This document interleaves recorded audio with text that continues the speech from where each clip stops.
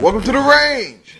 Here with your host Brandon Brown, and here with your panel for the night, we have Cleveland Spears. That nigga can breathe and I cannot. The Honorable Chris Gallen. Sick as hell. And J.B. Brown. I can breathe and cough. And not cough. Fuck you. And we are going to start it off with the NBA, with the recent action. I think the first game we had was the Orlando Magic and the Atlanta Hawks. Cleveland.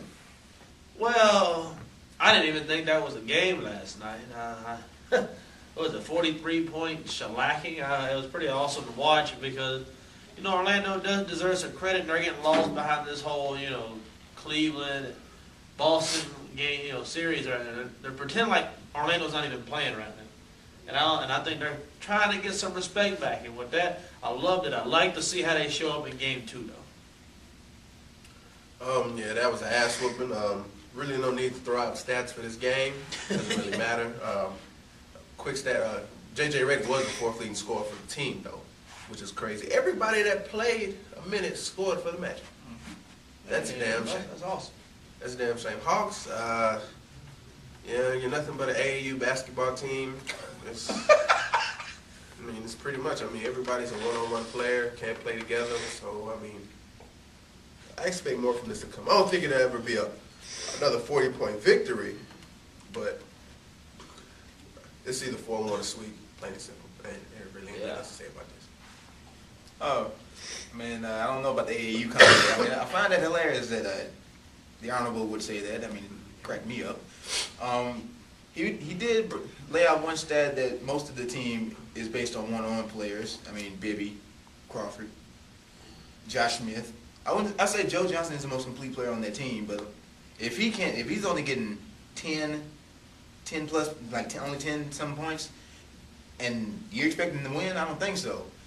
If Josh Smith is your leading scorer, something is wrong. Not taking anything away from him, but he only scored, 14, 15 points.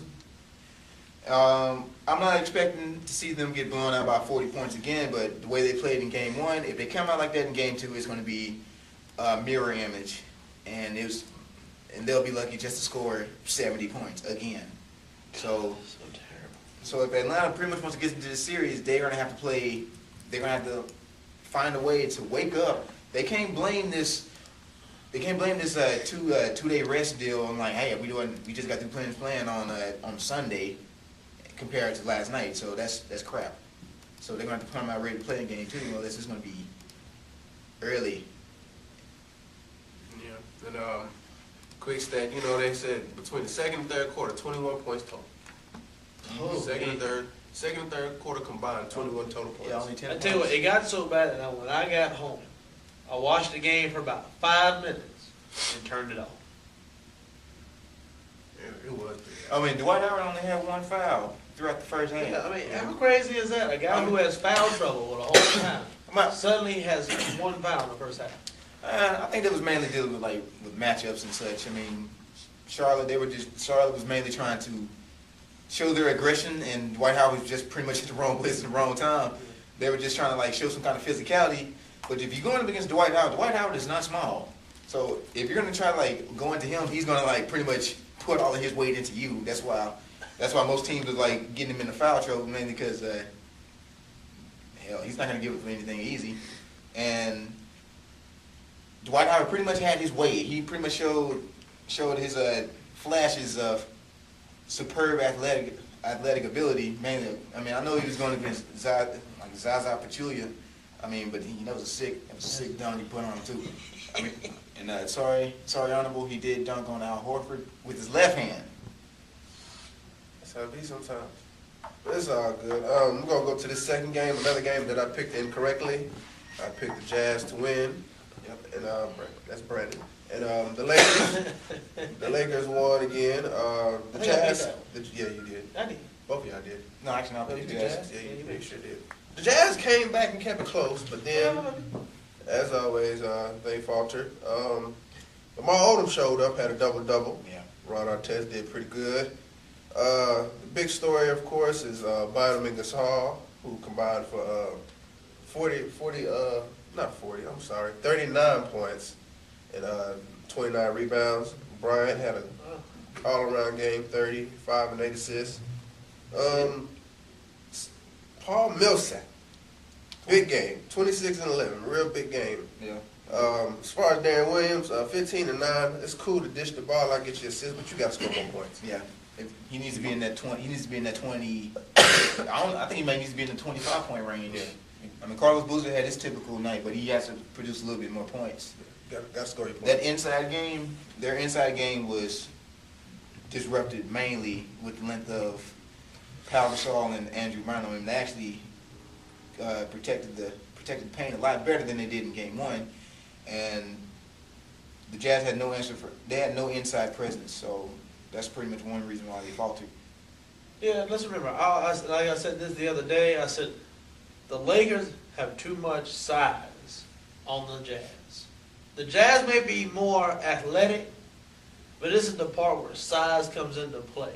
You know, yeah, you can run up and down the floor. You got Carlos Boozer, he can run up and down the floor and become one of those, like, you know, those forwards that act like a guard sometimes.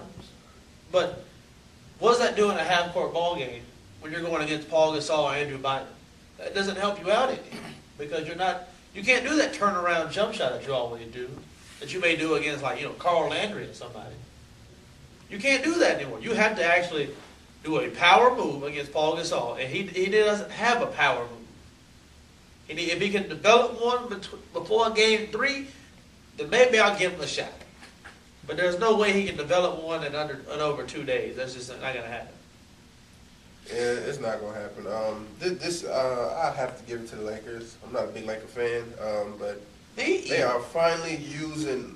Everybody has finally came to play. Well, this series, these 2 games, everybody came to play. Even Lamar Odom, Even Bynum came to play. Well, here's the thing with that is, too, you know, when people question the way you play ball, they kind of, you know, when people call you out, and say so-and-so didn't have a really good series, if, you know, the Lakers want to win one, they got to depend on him. Well, that makes the players kind of get inspired to play better. But the question is, will this continue? I mean, they're going to get past the Utah Jazz. Let's go ahead and put that down now. But can they get past the next opponent, whether it's the Suns or the Spurs? That's a very good question. I really don't know as far as let's say they play the Spurs. If they play the Spurs, you know the Spurs are going to run regardless, no matter how big they are down there. Yeah. And I think for Paul Gasol to have to guard Amari might pose a matchup problem, because I mean Amari might treat him like Tim Duncan. Oh yeah. Plain and simple. So I mean, and then the thing about San Antonio, the thing about the Suns is their bigs are at that 3-point line. Oh yeah. So Bynum, if Shannon Fry's in and playing the center, Bynum's going to have to get out. He's going to have to play the He's going to get his ass wet. Him or Dudley. Which I'm still surprised to this day, after Dudley's college career, that he is shooting 3-pointers. Well, I mean, that's that Phoenix Suns system. Yeah, well, yeah, it's the system. Because Like D'Antoni, you know. When him and Sean Williams were dominating Boston College, they were too much. They were the two. Do it at Boston College. Yeah, I know, because they were mainly the inside presence. But as far as the Lakers being a potential matchup for any of the team, I'm not ready to concede the series to the Lakers just yet. They still have to go to Energy Solutions, which is one of the hardest places to play in the league. I mean, They've already beat them twice this year. Be that as it may, but this is be that as it may. It's the playoffs, so things could be a lot different for the Lakers. Yep. You got game 2 today. Spurs and Suns. Who you call it? Go with the Suns. I love the Suns. I love Steve Nash. Steve Nash is my favorite player. I wish him that he can do it. I think he can do it yet again. JB? I'm gonna go a little bit different. I'll say Phoenix by 10 points this time. Unfortunately, because of the Cinco de Mayo thing, and they all fired up about this immigration law, I'm going to have to give it to the Suns because they have more to play for. If this was an ordinary game, give it to the Spurs. But goddamn. More on the range. Stay tuned.